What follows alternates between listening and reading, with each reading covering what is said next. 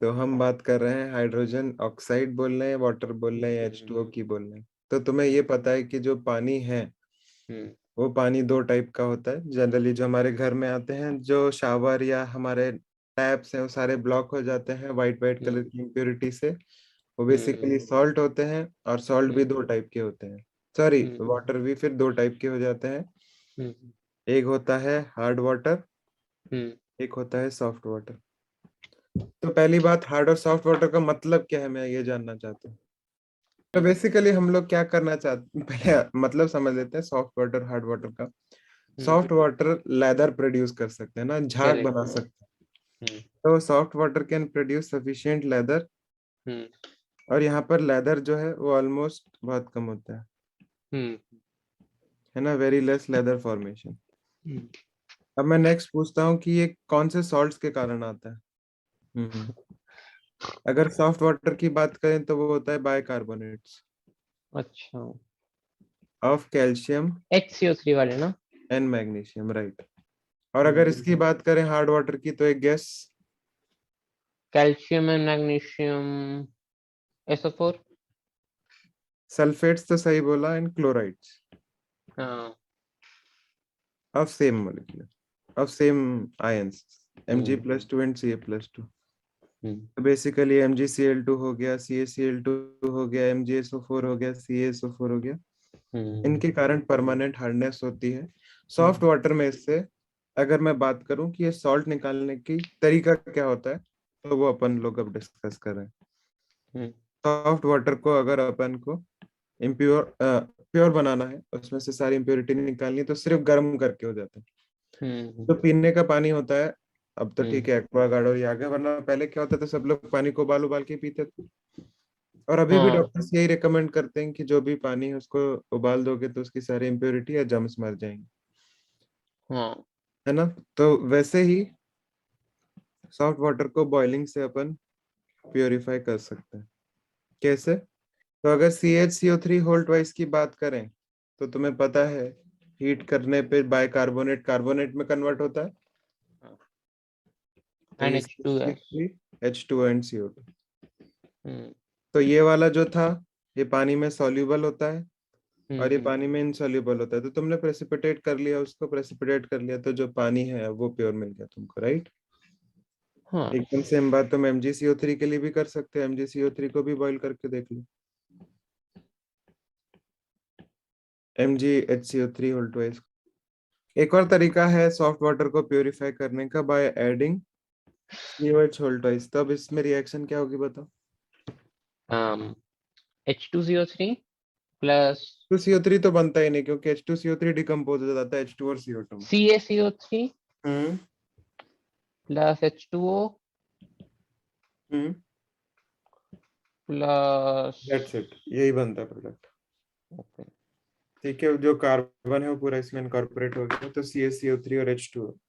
हम्म तो soft water में ऐसा ही होता है, सॉफ्ट वाटर को it is easy to purify. उसको हीट कर हम्म लो, उसमें स्लेट लाइम डाल लो, हाँ। तो क्या हो जाता है, वो प्योरीफाई हो जाता है। हम्म इस प्रोसेस को अपन बोलते हैं क्लार्क्स प्रोसेस। हाँ। पर अगर हम बात करें, हमारा जो हार्ड वाटर है वो इतना इजीली हीटिंग पे हम्म इनसॉल्युबल नहीं होता है, या उसका प्रेसिपिटेट नहीं आता, उसके लिए बहुत मेहनत करनी पड़ती है। हम्म इसलिए अपन लोग वॉशिंग सोडा यूज करते हैं, है हम्म ना।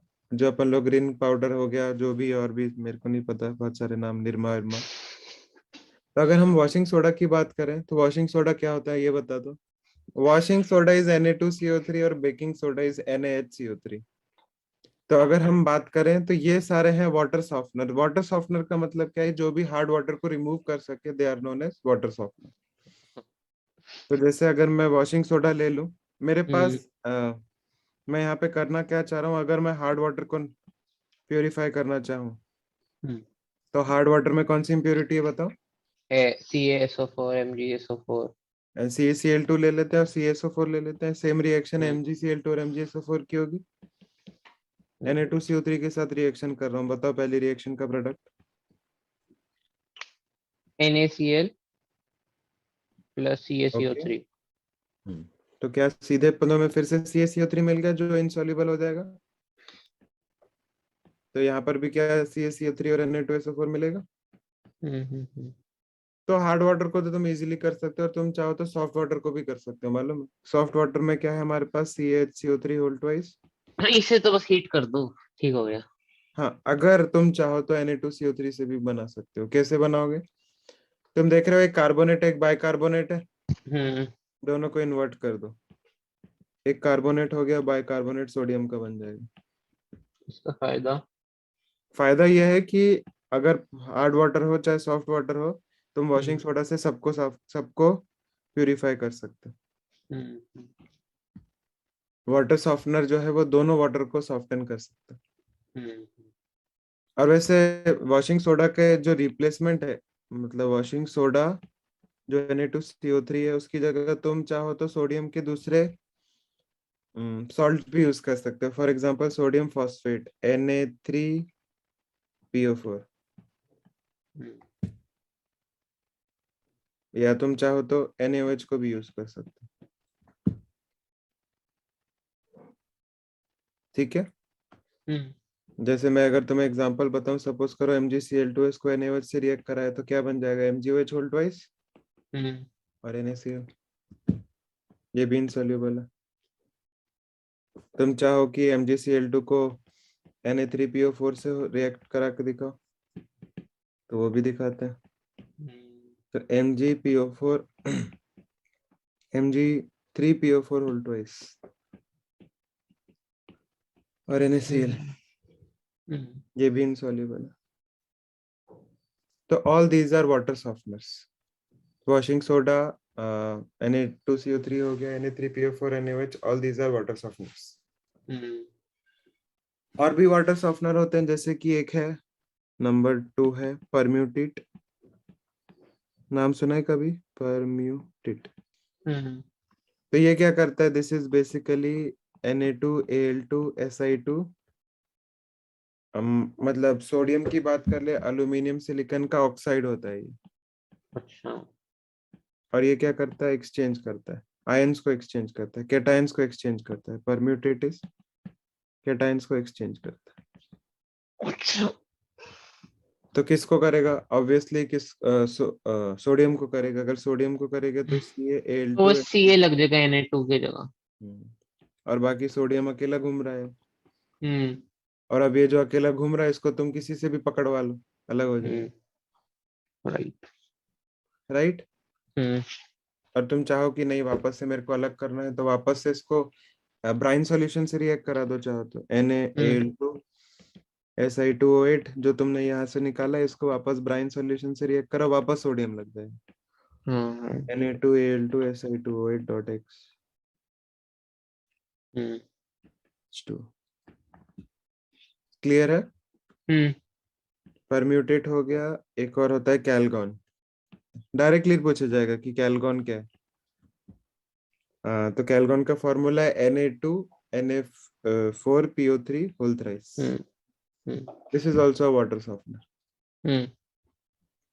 तो इसकी रिएक्शन जो है हम उसको नहीं पढ़ रहे हैं, कोई पॉइंट नहीं है, कोई कभी नहीं पूछी गई है। बस क्या करना है तुम्हें समझ में आना चाहिए कि ये हम्म।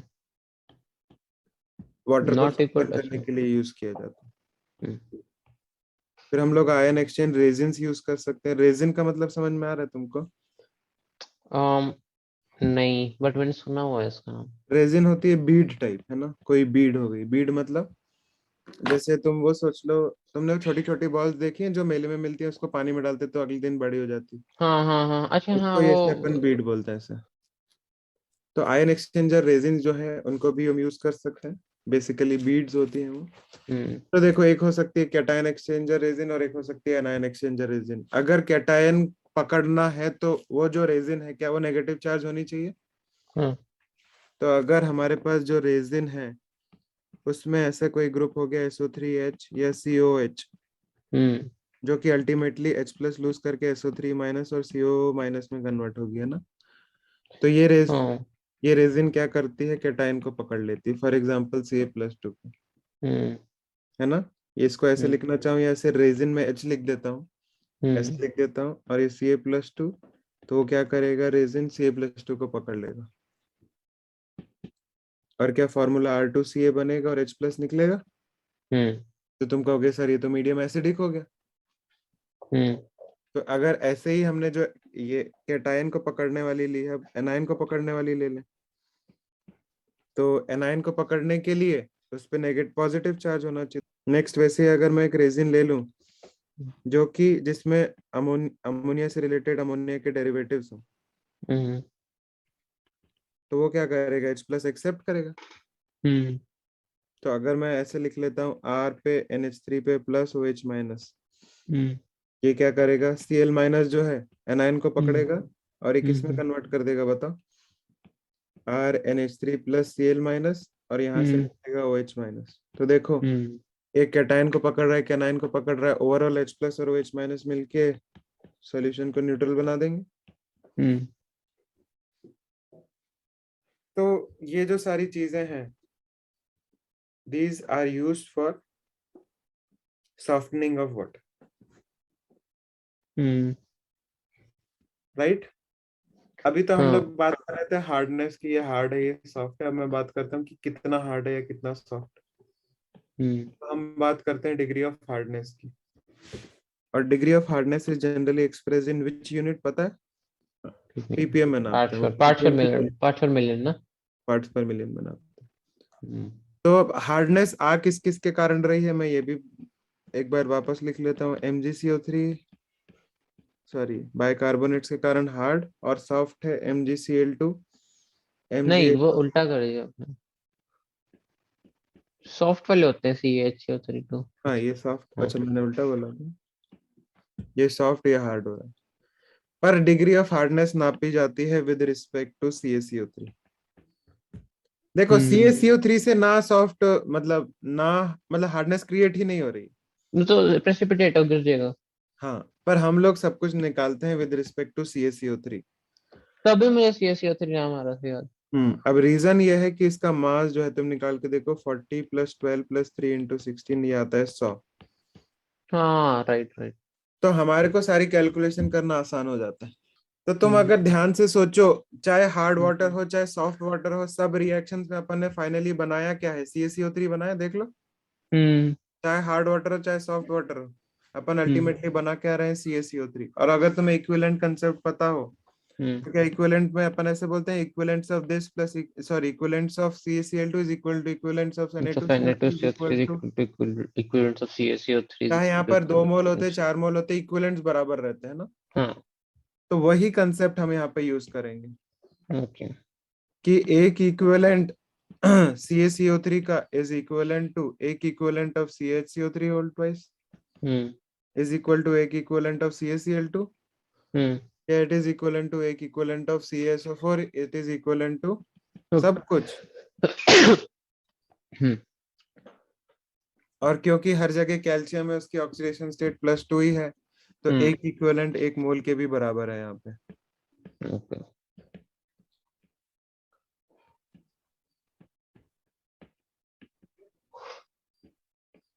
और बताओ, अगर एक मोल की बात करें तो इसमें 100 ग्राम है, तो hmm 100 gram CaCO3 is equivalent to, hmm CaSO4 का मास होगा 40 और 32 72, 72 और 64 कितना हो गया, 136, राइट। हम्म तो it is equivalent to 136 grams of CaSO4 is equivalent to 71 और 40, 111 grams of CaCl2, hmm right. और आई कैन से कि अगर ये 100 ppm होगा हम्म CaCO3, तो ये कितना तो होगा, 136 ppm। 136 ppm होगा CaSO4। और ये किसके बराबर होगा, 111 ppm of CaCl2, and hmm so on. हम्म आगे बात समझ में। हाँ तो अब तुम्हें क्या करना है, जो भी चीजें आएंगी, अगर वो MgSO4 के स्पेक में दे रहा है, CaSO4 के स्पेक में दे रहा है, तो उसको कन्वर्ट करो with hmm respect to CaCO3 और फिर आंसर करोगे। हम्म जैसे मैं अगर तुमसे कहूं कि determine the hardness of water hmm of, let us से MgSO4 की बात करें, तो 30 ग्राम्स MgSO4 हाँ 30 ppm। है, 30 ppm। मतलब 30 ppm of MgSO4 is equivalent to 30 ppm of CSO4 CaCO3. No. 30 ppm of CCO3. तो वही तो तुम कह रहे हो कि 30 ppm of MgSO4 is equivalent to 30 ppm of CaCO3. हाँ, ये किसने बोला तुमसे? दोनों का मास सेम है क्या?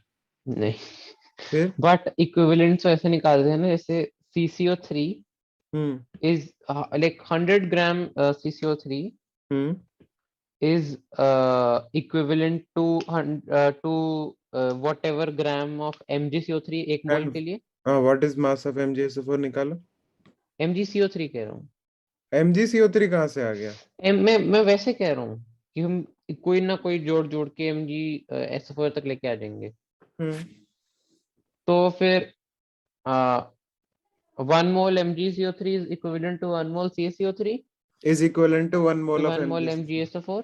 हम्म तो हो गया बस. अरे तो भाई MgSO4 का तो मास बताओ. तुम अच्छा, रिलेट तो मोल से नहीं कर 24 रहे हो, प्लस मास से कर 32. रहे हो. हाँ मास हाँ ठीक है, नहीं नहीं, मुझे समझ आ गया मैं क्या कर रहा था कल. मैं मोल्स को इक्वल कर रहा था. वही. 64 96 प्लस 24 120. तो this is so equivalent to 120 grams of. 100 grams of CaCO3, sorry, ppm hmm is equal to 120 ppm, sorry, equivalent to 120 ppm MgSO4. Hmm So 25 ppm. तो 30 से ही आ जाएगा 25 ppm. यही हमारा आंसर है. हाँ. और जो ppm है वैल्यू, वो क्या होती है? पर मिलियन, मतलब 10⁻6 में. हाँ. तो हार्डनेस भी क्लियर है तुमको. हार्डनेस क्यों आती है? सॉफ्ट वाटर क्या होता है, हार्ड वाटर क्या, डिग्री ऑफ हार्डनेस कैसे कैलकुलेट करते हैं, CaCO3 ही क्यों लेते हैं, ये सब क्लियर है.